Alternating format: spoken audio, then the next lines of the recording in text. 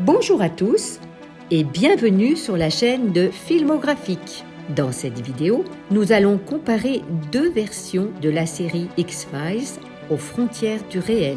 En haut de l'écran, on retrouve la série telle qu'elle a été diffusée à la télévision à l'époque de sa création, au début des années 1990.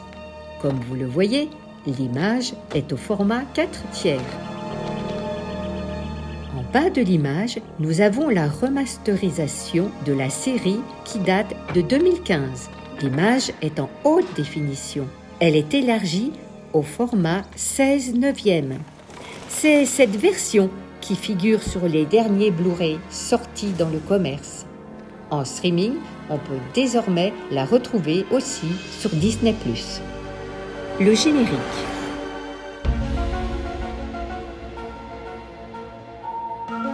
En regardant bien les écritures utilisées dans le générique du début de la série, vous remarquerez que leurs polices ont changé.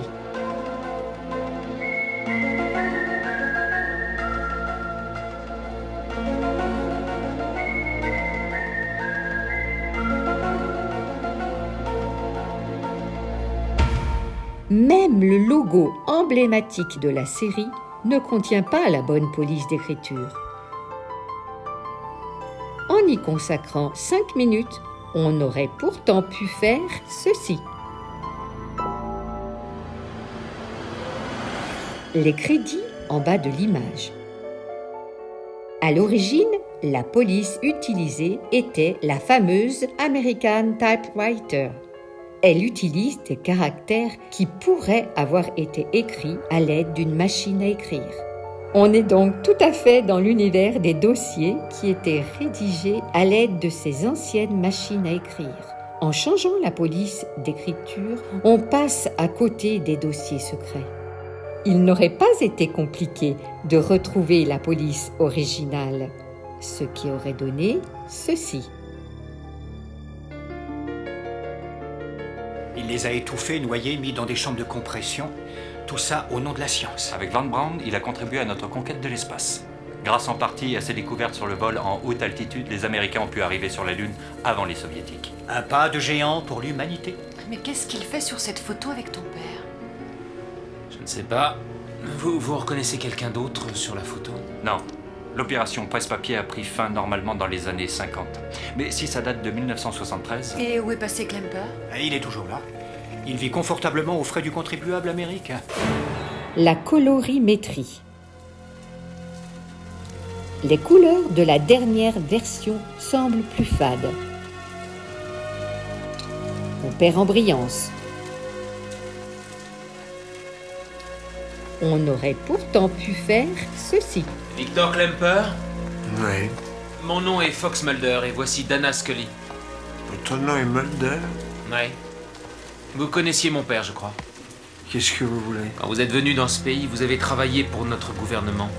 Je suis vieux, maintenant l'histoire me laisse indifférent. Parce qu'elle vous a échappé? Ou parce que vous lui avez échappé?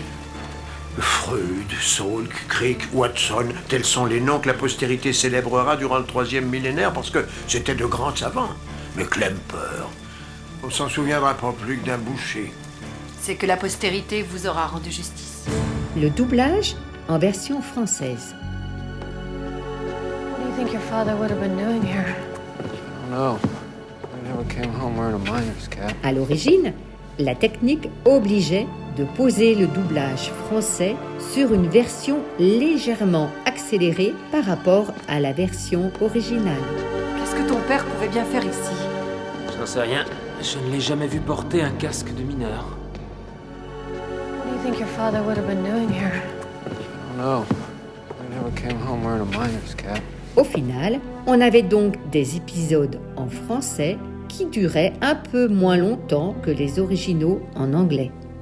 En réalisant la version Blu-ray, sur laquelle on peut choisir différentes langues, le choix a été fait de ralentir la bande-son française afin qu'elle s'adapte à la vitesse des autres langues. Je viens d'essayer 2, 7, 8, 2, 8 sans résultat.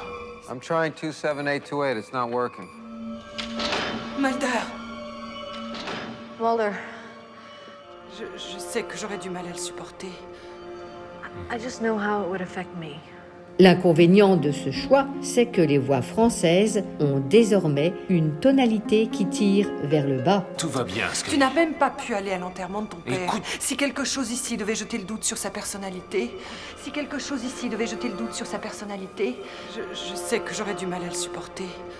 Je sais que j'aurais du mal à le supporter. Pour remédier à ce problème, on aurait pu faire une version française uniquement. C'est d'ailleurs ce qui a été fait pour les récentes diffusions à la télévision. Mais cette version française n'est pas disponible sur Blu-ray ou Disney+. Qu'en dis-tu? Je dirais que nous sommes sur la bonne piste. Qu'en dis-tu? Je dirais que nous sommes sur la bonne piste.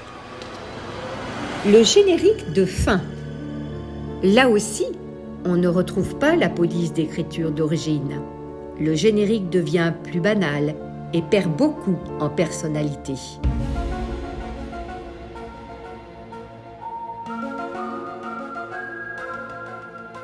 Il n'aurait pas été compliqué de retrouver la police originale, ce qui aurait donné ceci. J'espère que ce petit comparatif vous a plu. N'hésitez pas à mettre en commentaire ce que vous pensez. N'oubliez pas de vous abonner à cette chaîne. Au revoir. À bientôt.